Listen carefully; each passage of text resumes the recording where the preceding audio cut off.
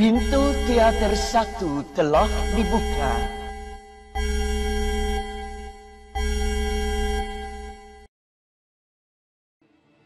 Hai everyone, welcome to UBR Entertainment. Apa kabar kalian hari ini? Kami doakan semoga dalam keadaan baik. Kali ini kita akan membahas seluruh alur cerita lengkap film Open City versi UBR Entertainment.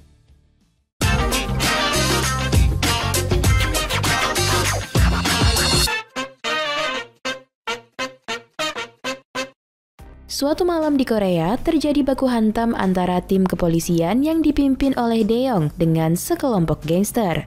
Gangster ini diburu karena diduga telah melakukan pencurian besar-besaran di banyak wilayah Korea.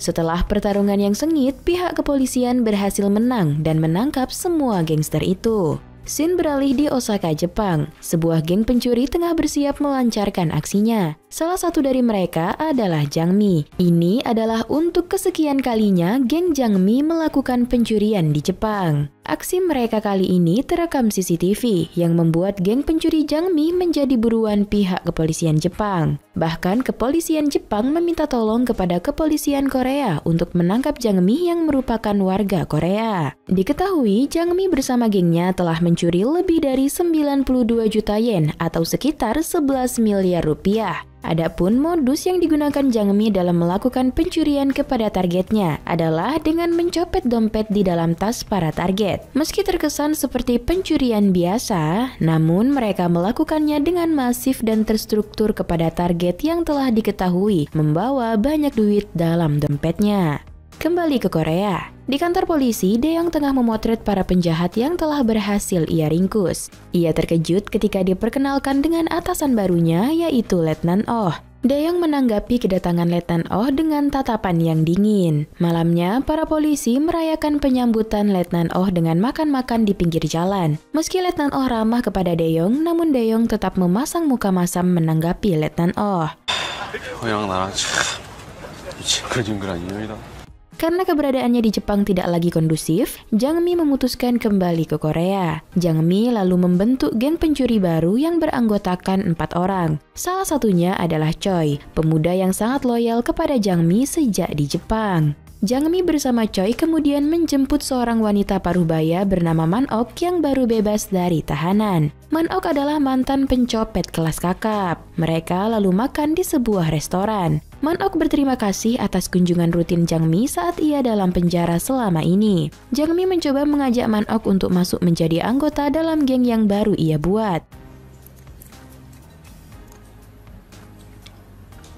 Tak disangka, Man Ok menolak mentah-mentah tawaran dari Jang Mi, dan ia pun berlalu pergi begitu saja. Esoknya, geng Jang Mi langsung meluncur ke pasar Dongdaemun yang dipenuhi pembeli sekaligus mangsa mereka. Mereka pun memulai aksinya. Namun, tanpa mereka sadari, aksi mereka dipantau oleh geng rival yang memegang kawasan tersebut. Geng rival ini kemudian mencegat Jang Mi ketika ia tengah berjalan sendirian. Jang Mi dipukuli hingga jatuh tak berdaya. Daeyoung yang sedang bertugas melihat kejadian itu. Ia pun keluar dan menghajar para bandit tersebut. 아유, 가라 그냥. 돼지게 맞기 싫으면.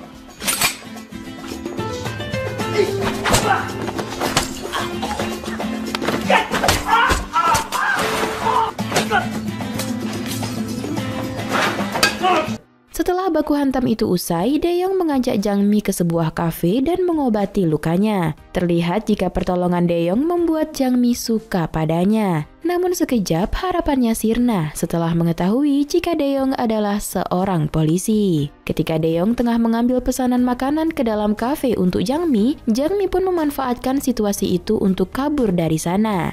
Tanpa sengaja, Jang Mi meninggalkan korek apinya. Malam harinya, Daeyoung dan Letnan Oh sedang makan bersama. Daeyoung berkata jika dirinya akan segera berhenti bekerja dan akan meninggalkan Korea. Pernyataan yang diungkapkan Daeyoung membuat Letnan Oh memohon untuk Daeyoung tetap bertahan dan membantu Jepang dalam menyelesaikan kasus copet kelas kakap yang sedang dilaksanakan oleh kepolisian Korea. Letnan Oh membahas tentang salah satu pencopet yaitu Man-ok. Tiba-tiba Dae-yong marah hingga gelas yang ia genggam pecah dan membuat tangannya berlumuran darah. Ia lalu beranjak pergi dari tempat itu. Flashback ke masa lalu. Kala itu, para polisi berhasil menangkap Man-ok yang sedang melakukan pencopetan. Setibanya di kantor polisi, Letnan Oh pun menginterogasi Man-ok dengan keras. Karena Man-ok tidak ingin memberitahu mengenai komplotannya yang lain, Dae-yong yang menyaksikan itu langsung menyeret Man-ok dan mengajaknya ke sebuah ruangan. Kemudian terungkaplah bahwa Man-ok adalah ibu kandung Dae-yong. 20 tahun lalu, Man-ok pergi meninggalkan Dae-yong saat masih kecil. Dae-yong sangat kecewa karena mengetahui catatan pencopetan yang dilakukan oleh ibunya itu setelah ia dewasa. Ia tak menyangka ibunya tega meninggalkannya dan bekerja sebagai pencuri. Sejak itulah, ia tidak ingin mengakui Man-ok sebagai ibunya. 나랑 누나한테 엄마라는 사람은 20년 전에 죽었어. Kembali ke masa sekarang, Man-ok kini menderita penyakit diabetes parah dan hidup luntang-lantung. Meski begitu, ia telah memutuskan untuk bertobat. Untuk meminimalisir rasa sakitnya, Man-ok perlu memakan sedikit gula, agar gula darahnya bisa turun seperti yang pernah menjadi anjuran dari dokter tempat ia berobat dulu. Dari semua kejadian yang ia alami, Man-ok terlihat sangat menyesali semua yang ia perbuat di masa lalu. Di sisi lain, geng rival sedang mengganggu dua orang gadis. Tidak lama setelah itu, Jang Mi datang dan melemparkan sebuah bola kasti ke arah mereka. Jang Mi kali ini ditemani oleh Choi yang siap untuk menghajar mereka. Dan terjadilah perkelahian sengit di antara dua geng itu. Usai kejadian itu, Jang Mi memutuskan tidak akan lagi turun ke lapangan bersama anak buahnya dan meminta Choi menggantikannya sebagai pemimpin untuk aksi yang kelompok mereka lakukan. Keesokan harinya, anggota geng Jang Mi pergi ke sebuah bank untuk mencari korban. Kemudian sepintas ia melihat seorang wanita yang baru saja meminjam uang dari bank tersebut. Lalu ia dan rekannya mengintai wanita itu dari kejauhan dan ternyata wanita itu hendak menaiki sebuah bus. Dengan trik yang profesional, mereka berhasil membawa kabur uangnya tanpa ketahuan. Scene beralih ke Dae-yong dan adiknya yang sedang menghadiri pemakaman kakek mereka. Kemudian ia dihampiri oleh seorang pria parubaya dan memberikan sebuah foto kepada Dae-yong. Foto yang membuat Dae-yong flashback ke masa lalunya. Sewaktu ibunya akan berangkat keluar kota, kala itu Dae-yong meminta sebuah jam tangan kepada ibunya. Setelah mengenang masa lalunya itu, seketika Dae-yong buyar dari lamunannya dan mendapati berita bahwa terjadinya pencurian di rumah sakit sebesar 100 juta won yang menyebabkan salah satu pasien kanker gagal operasi. Namun para dokter hanya diam dan tidak mengoperasi pasien karena biaya operasi telah dicuri oleh tim gangster Jang Mi. Di kediamannya, Jang Mi juga melihat berita itu lalu memanggil Choi dan langsung menamparnya karena tindakan Choi yang sangat ceroboh. 애가 죽어간다는데 그까지 풀돈 한 장이 아까워? Keesokan harinya, Letnan Oh memimpin rapat untuk menyelesaikan kasus yang tengah mereka tangani. Letnan Oh mengatakan Dae-yong tidak akan ikut dalam kasus ini karena ia telah berhenti sebagai seorang polisi. Namun tiba-tiba dari belakang, Dae-yong datang dan memutuskan untuk ikut menangani kasus itu. Semua rekan-rekannya tampak senang menyambut kedatangan si Bang Jago ini. Letnan Oh memberikan data para pencopet kepada Dae-yong. Setelah melihat data itu, Dae-yong kaget karena ternyata Jang Mi, wanita yang pernah diselamatkannya, adalah seorang pencopet. Ia pun meminta data Jang Mi kepada rekannya. 2000년부터 일본을 자주 오갔고 한 달 전 오사카에서 입국한 기록이 있습니다.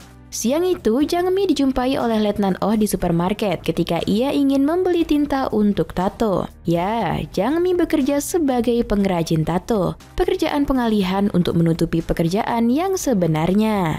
Letnan Oh menyindir perihal apa yang sebenarnya dilakukan Jang Mi sewaktu berada di Jepang. Seketika wajah Jang Mi berubah, tetapi ia membela diri, mengatakan jika ia ke Jepang untuk belajar seni tato. Lalu Jang Mi memberi kartu namanya kepada Letnan Oh dan mengundang untuk datang ke tempat tatonya. Di tempat lain, geng Jang Mi tampak sedang melakukan aksinya, dan mereka berhasil melakukan banyak pencopetan tanpa diketahui oleh siapapun. Setelah kejadian itu, Letnan Oh beserta rekannya mendapatkan laporan mengenai kasus tersebut. Mereka pun menginvestigasi kasus itu. Kemudian, Letnan Oh memberikan kartu nama Jang Mi kepada Dae-yong agar Dae-yong pergi menyelidiki tentang Jang Mi. Singkat cerita, Dae-yong dan rekannya pergi ke tempat Jang Mi, dan Jang Mi pun sedikit kaget melihat kedatangan Dae-yong dan rekannya. Sambil menunjukkan jas milik korban, Dae-yong bertanya, apa Jang Mi tahu siapa yang melakukan pencopetan dengan cara yang rapi seperti itu? Jang Mi mencoba menuduhkan hal tersebut ke geng lain. Keesokan harinya, Dae-yong tak sengaja bertemu dengan Jang Mi di sebuah acara pernikahan anak dari pencopet besar bernama Bambang. Dae-yong bertanya mengenai tujuan Jang Mi datang ke acara pernikahan itu. Jang Mi pun mengungkapkan jika ia datang ke acara itu hanya untuk mengucapkan selamat kepada sahabat baiknya.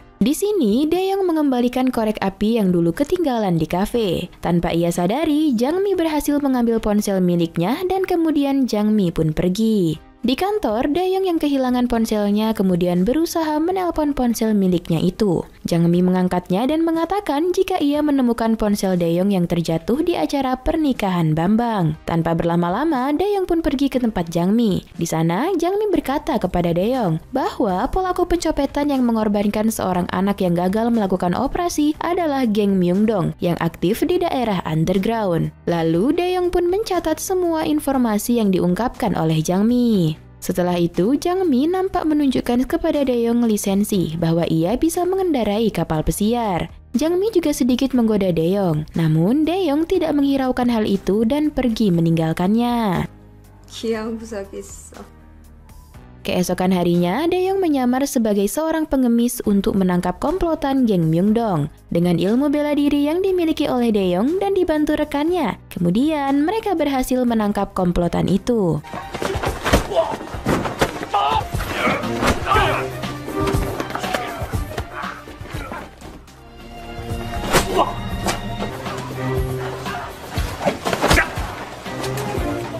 Jang Mi dan Bambang ternyata mengamati kegiatan mereka dari jauh. Ternyata Bambang telah bekerja sama dengan Jang Mi untuk bisa menyingkirkan geng Myeongdong agar mereka dapat mengambil alih wilayah kekuasaan geng Myeongdong. Bambang pun akan mendapat jatah dari hasil pencurian yang dilakukan oleh geng Jang Mi. Di malam harinya, geng Jang Mi melakukan aksinya dengan aman dan damai karena setiap geng daerah itu sudah mereka singkirkan. Kemudian mereka mendapatkan hasil yang begitu banyak. Di rumahnya, adik Dae-yong didatangi oleh Man-ok sang ibu. Man-ok memberikan uang untuk biaya perawatan kankernya. Tapi tak lama, Dae-yong pun datang. Kemudian ia membuang uang itu dan membawa ibunya keluar dari rumah tersebut. Hal itu membuat adik Dae-yong kejang-kejang dan membuat ibunya sangat kaget. Karena dulu ibunya tidak pernah melihat kejadian itu. Dae-yong pun berkata bahwa sang adik pernah mencoba gantung diri setelah ia mengetahui bahwa ibunya adalah seorang pencuri. Kemudian Dae-yong membawa adiknya masuk dan meminta ibunya tidak kembali lagi ke rumah itu. Keesokan harinya, Jang Mi and the gang berusaha untuk mengambil batu permata bernilai tinggi dari seorang wanita. Dan saat itu, mereka bertemu dengan anggota geng rival yang juga memburu permata tersebut. Kembali terjadi benturan antar geng Jang Mi dan geng rival. Alhasil, dengan strategi yang telah disusun dan dengan kelihayannya, Jang Mi berhasil melancarkan aksinya, mengambil mutiara itu tanpa ketahuan. Jang Mi pun meninggalkan tempat itu dengan senyuman di wajahnya. Sementara geng rival Gatot alias gagal total setelah dihalangi anak buah Jang Mi. Beberapa hari kemudian, Jang Mi bertemu kembali dengan Dae-yong di kediamannya. Dae-yong membawa rekaman saat Jang Mi seperti membisikkan sesuatu pada Choi dan meminta penjelasan tentang hal itu. Di sini, Jang Mi kembali berkilah. Dia hanya sekedar menyapa. Lama bersama, Jang Mi kembali menunjukkan rayuan mautnya untuk memikat Dae-yong. Dan benar saja, Dae-yong berhasil ditaklukkan kali ini. Dae-yong yang mulai jatuh hati masuk dalam rencananya. Mereka pun tidur bersama. Tak lama setelah itu, Jang Mi terkejut melihat isi dompet milik Dae-yong yang terdapat foto Dae-yong kecil bersama ibunya, yang tak lain adalah Man-ok senior Jang Mi dalam dunia pencopetan. Choi melihat Dae-yong keluar dari rumah Jang Mi larut malam. Matanya seakan berkaca-kaca. Scene beralih kepada Letnan Oh yang menemui Man-ok di sebuah kafe. Man-ok kini bekerja di kafe tersebut. Letnan Oh senang mengetahui bahwa Man-ok yang pernah ia tangkap kini telah berada di jalan yang lurus. 태영 어머님. Tak terima selalu dikalahkan oleh geng Jangmi, ketua geng rival yang ternyata memiliki saudara kembar, akhirnya menyerang salah seorang anggota geng Jangmi hingga ia terluka parah di tangannya. Jangmi bersama gengnya pun membicarakan tentang penyerangan itu. Choi sangat ingin membalas perlakuan geng rival kepada rekan mereka. Scene berpindah kepada Jangmi yang mendatangi Man-ok di kafenya. Jangmi menceritakan bahwa tangan anak buahnya mengalami luka setelah mendapatkan penyerangan dari geng rival. Jangmi memohon kepada Man-ok untuk membantunya dalam aksi berikutnya. Man-ok menghentakkan pisau yang digunakannya untuk memotong sayur dan membentak Jangmi pertanda ia menolak ajakan itu. Jangmi lalu mengeluarkan kartu asnya. Dia mengatakan tentang Daeyoung dan mengakui bahwa ia telah tidur dengan anak Man-ok tersebut. Jangmi lalu mengancam akan memberitahu Daeyoung bahwa ibunya itu berhutang banyak kebaikan padanya. Sehingga akhirnya Man-ok menyetujui permintaan Jangmi. Namun Man-ok menekankan bahwa ini adalah terakhir kalinya ia beraksi sebagai pencopet. Jangmi kembali ke kediamannya. Tak disangka dia mendapat penyerangan dari ketua geng rival. Untung saja Jangmi berhasil melawan dan membunuh ketua geng rival itu. Setelah mencampakkan mayat ketua geng rival bersama Choi, diam-diam Jangmi lalu membocorkan bahwa akan ada aksi pencopetan oleh sebuah komplotan kepada Letnan Oh. Mengetahui hal itu, polisi lalu meluncur ke wilayah yang dikatakan oleh Jangmi. Di sini, Jangmi telah mempunyai rencana sendiri. Ia akan kembali ke Jepang dan menyingkirkan semua orang, termasuk anak buahnya sendiri, sehingga semua hasil curian mereka dapat ia bawa kabur sendiri ke Jepang.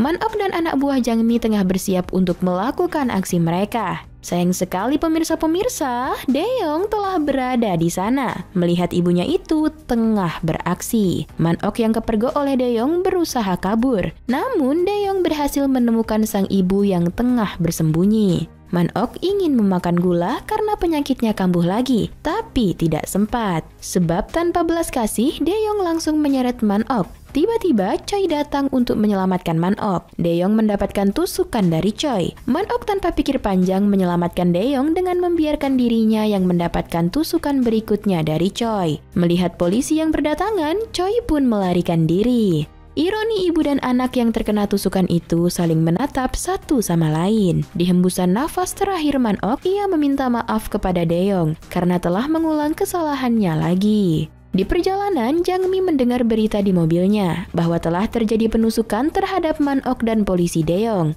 Seketika, Jangmi syok dan menghentikan mobilnya. Tak menyangka, rencananya berujung hilangnya nyawa Man-ok. Jangmi kini juga menjadi buronan paling dicari di Korea Selatan. Akhirnya, semua anggota geng Jangmi, geng rival, dan bahkan Pak Bambang berhasil ditangkap oleh polisi. Bambang mengakui bahwa ia sempat bekerja sama dengan Jangmi, namun tak menyangka ia dihianati oleh Jangmi. Scene beralih di rumah sakit tempat Daeyoung dirawat. Adiknya memberikan sebuah hadiah yang pernah dibelikan oleh ibu Daeyoung. Hadiah itu telah lama disimpan oleh Man-ok dan ditemukan oleh Letnan Oh. Saat Daeyoung membukanya, ternyata isinya adalah sebuah jam tangan. Sontak Daeyoung teringat dengan masa lalunya saat ia meminta jam tangan kepada ibunya. Di dalam jam tangan itu ada foto yang ada di dompet Daeyoung. Daeyoung pun langsung menyadari semua yang terjadi, bahwa Jangmi telah merencanakan semua ini. Daeyoung langsung melepas infusnya dan meninggalkan rumah sakit untuk mencari Jangmi. Sementara itu, Jangmi sendiri sedang bersiap untuk pergi ke Jepang menggunakan kapal pesiar. Daeyoung telah sampai ke pelabuhan. Seketika itu, Daeyoung datang untuk menembak Jangmi. Jangmi yang melihat itu menuruni kapal dan menemui Daeyoung. Ia tahu bahwa Daeyoung telah jatuh hati padanya dan yakin Daeyoung akan membiarkannya pergi. Setelah percakapan panjang antara mereka, Jangmi menghidupkan kapal dan mulai berlayar. Daeyoung memang mencintai Jangmi. Oleh karena itu, dengan mata berkaca-kaca, dia menembak Jangmi hingga Jangmi pun tewas. Kemudian, scene flashback ditampilkan. Saat Letnan Oh dan Daeyoung tengah berusaha menangkap beberapa pencopet kelas kakap, Daeyoung terkejut melihat yang ditangkap oleh Letnan Oh ternyata adalah sang ibu. Sehingga ia tak sengaja membiarkan seorang pencopet lainnya kabur. Tapi sayang, pencopet yang kabur tersebut tertabrak mobil yang menyebabkan ia langsung tewas. Ternyata pencopet itu adalah ibu dari Jangmi. Jangmi yang melihat kejadian itu dari jauh saat itu juga telah berencana balas dendam kepada Daeyoung. Dengan begitu, film pun tamat.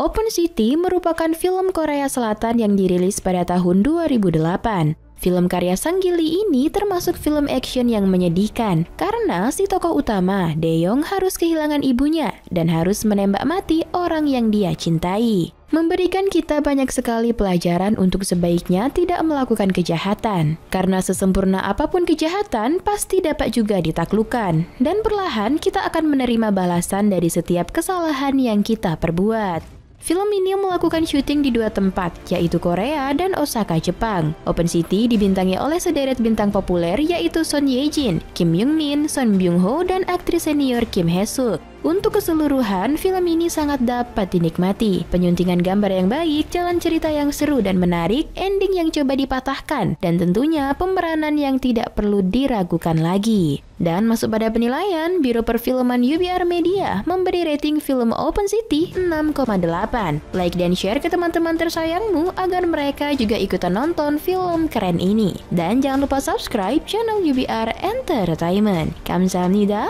bye-bye!